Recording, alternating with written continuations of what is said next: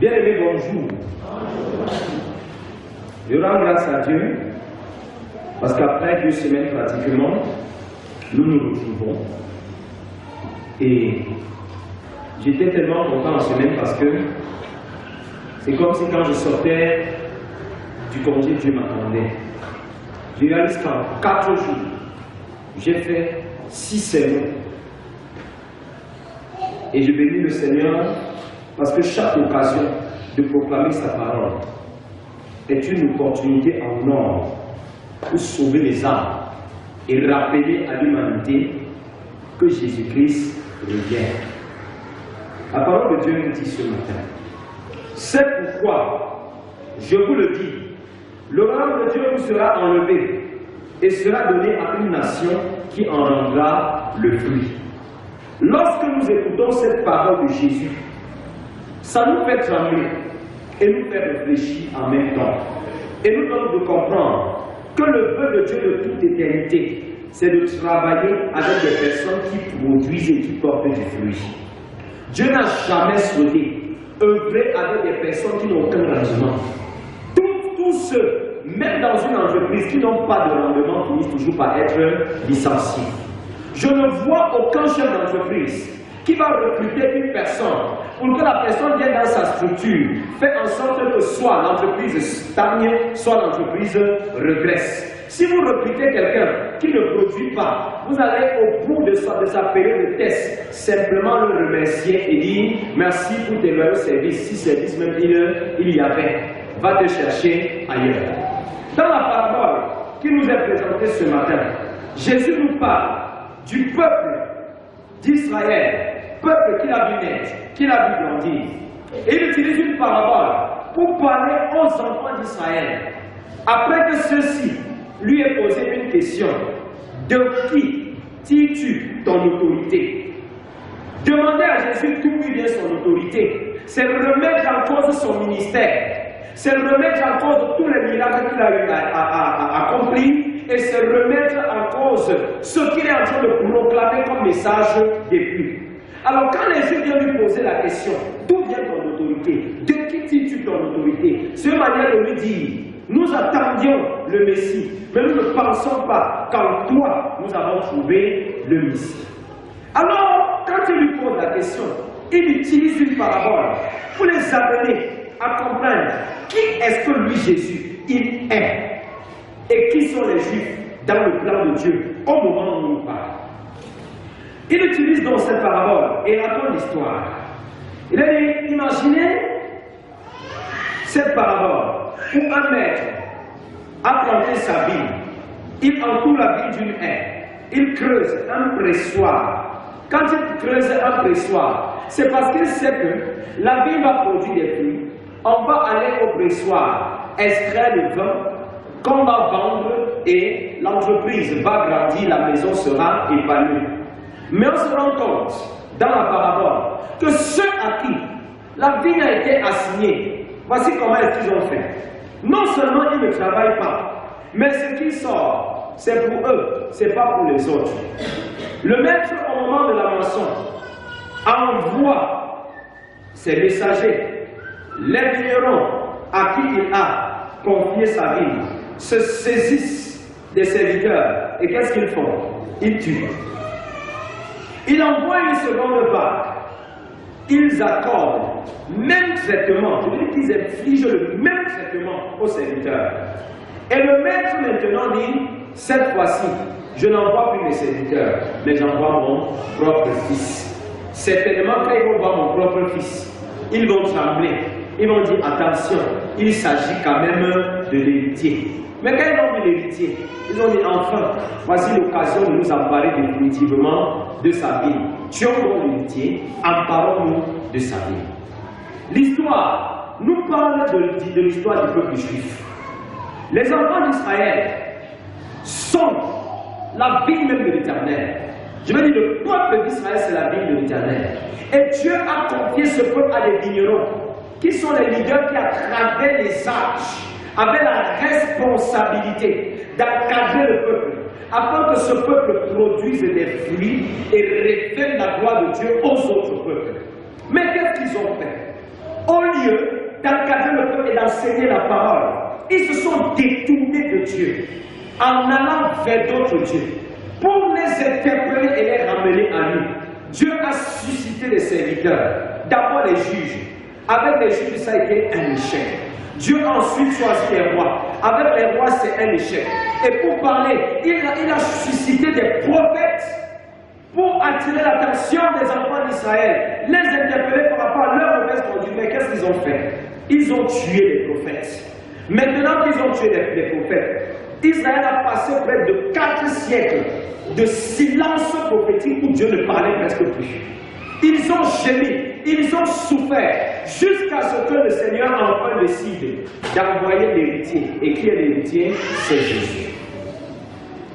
Il envoie l'héritier parce qu'il sait que cette fois-ci, non seulement c'est l'héritier, mais c'est moi-même qui suis descendu. Parce que Jésus c'est Emmanuel. Et Emmanuel veut dire Dieu parmi nous. Alors Jésus lui-même descend comme héritier, comme fils unique du Père. Le Maître a la conviction qu'au moins, avec la présence de son Fils, ils vont croire et vont se détourner de leur mauvaise voie. Mais ils ont choisi de faire quoi? De tuer le Fils, de le crucifier, de l'humilier et enfin de prendre possession de la vie. Et maintenant Jésus leur pose la question. Quand le Maître viendra, qu'est-ce qu'il va faire? Et c'est la réponse, c'est eux-mêmes qui donnent la réponse. Ils lui disent, il fera périr misérablement ces misérables. J'aime bien cette répétition. Il fera périr misérablement ces misérables. Ça veut dire que tout ce qu'ils ont fait, ils croyaient être sages, mais ils étaient en train de s'enfoncer dans la misère.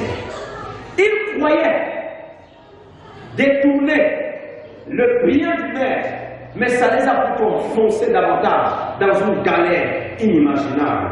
Et lui, ce qu'il va faire, c'est qu'il va prendre sa vie et il va donner à d'autres personnes. Ils ne savaient pas que eux, les Juifs, étaient en train de prophétiser sur eux-mêmes. Ils étaient en train de dire que Dieu va prendre ce qu'il leur a donné et il va donner à d'autres peuples. Et je rends grâce au Seigneur parce qu'ils ont tué le Fils. Je rends grâce à Dieu parce qu'ils ont refusé Jésus. Parce que s'ils n'avaient pas refusé Jésus, c'est que nous aussi on est où? C'est parce qu'ils ont refusé Jésus que Dieu a pris ce qu'il leur a donné pour nous donner aussi. Nous sommes les bénéficiaires du rejet des Juifs. C'est parce qu'ils ont rejeté que Dieu a dit, les autres peuples de la terre, je prends et je leur donne. Et je vais te dire que nous sommes le nouveau peuple d'Israël. Nous sommes le peuple de la nouvelle alliance. Le peuple à qui Dieu a confié sa parole. Le peuple à qui Dieu a confié un héritage éternel. Et sachant que ce que Dieu a fait avec les Juifs, il va au-delà même avec nous. Parce qu'avec les Juifs, il a fait une alliance à travers le sang des animaux. Mais avec nous, il a fait une alliance éternelle à travers le sang de son propre Fils. Et dans cette alliance, nous avons des responsabilités. La responsabilité, premièrement, de fructifier tout ce que nous avons reçu. Et je disais d'entrée de jeu que Dieu travaille avec les gens qui fructifient ce qu'ils ont reçu. Le Seigneur t'a confié sa vie. Et la vie de l'Éternel aujourd'hui peut être représentée à divers niveaux et de différentes manières. La vie de Dieu qui t'a été confiée, ça peut être la maison que tu diriges, père, mère. La vie de Dieu qui m'est confiée en tant que pasteur ici, c'est vous le peuple de Dieu. La vie de Dieu qui t'est confiée, c'est l'entreprise que tu as montée. Parce qu'à partir du moment où tu montes une entreprise et dois recruter des personnes, tu n'es pas le boss parce que c'est la chose que Dieu veut utiliser pour se révéler à ceux que tu recrutes. Maintenant, quelle est ton attitude pendant que tu es dans la vie? Est-ce que cette vie l'a conduit? Est-ce que tu n'es pas comme les Juifs qui ont décidé de faire autre chose dans la vie de quelqu'un d'autre? La première vie que Dieu t'a confiée, tu sais ce que c'est? C'est toi-même. Tu es le vigneron de toi-même. Tu es le vigneron de ta vie. Tu dois travailler à ce que cette vie-là produise des fruits à la gloire du maître de la vie, qui est le Père, qui t'a créé. Donc quand tu regardes à ton corps, désormais, vois la vigne de Dieu. Est-ce que quelqu'un peut dire, je suis la vigne de Dieu? Et si tu es la vigne de Dieu, il y a un pressoir là-bas qui doit produire le vin, qui doit nourrir les gens, abreuver les gens. La Bible dit que le vin réjouit le cœur de l'homme. Ça veut dire que dans cette vigne-là, tu dois produire un vin qui doit réjouir le cœur des gens. Mais est-ce que le vin qui sort de ta vigne réjouit le cœur des gens? Est-ce que le vin qui sort de cette vigne, le Père peut goûter et dire, ça c'est le vin de ma vie, je suis content de toi? Est-ce que quelque part, nous ne sommes pas comme les enfants d'Israël autrefois, qui ont détruit la vie du Père? Quand je vois combien les gens s'amusent aujourd'hui avec leur propre corps, sache que tu t'amuses avec la vie de Dieu. Quand tu exposes ton corps, tu exposes la vie de Dieu. Quand tu scarifies ton corps, tu scarifies la vie de Dieu. Quand tu demandes à n'importe qui de toucher à ton corps, tu es en train de demander à quelqu'un de toucher à la vie de Dieu. Donc tout à l'heure, quand tu disais je suis la vie de Dieu, tu es en train de dire à toi-même et à autrui, ne touche pas à la vigne de Dieu. La vigne de Dieu, disais-je, c'est la maison que Dieu t'a confiée. Et quand nous regardons, nous sommes pratiquement à la veille de la rentrée. La rentrée, c'est demain. Le Seigneur appelle les parents à une responsabilité vis-à-vis de la vie qu'il leur a confiée, des enfants qu'il a donnés. Le Seigneur appelle et interpelle tous les parents. Comment est-ce que vous traitez ma vie? Est-ce que dans cette vie-là, je suis révélé, je suis glorifié? Est-ce que dans nos maisons, la parole de Dieu est prêchée? Est-ce que dans nos maisons, la méditation de la parole de Dieu est consommée tous les jours? Est-ce que dans nos maisons, Jésus-Christ est au cœur et au centre de ce qui se fait? Est-ce que nous n'avons pas tué les serviteurs? Pourquoi les serviteurs ici maintenant? C'est la parole que Dieu envoie tous les jours pour t'interpeller par rapport à la manière avec laquelle tu dois traiter sa vie. Mais beaucoup, quand ils écoutent cette parole, ils balancent par le geste de la main. Ils peuvent dire, bon, il a dit ça du haut de la chair, mais chacun est libre.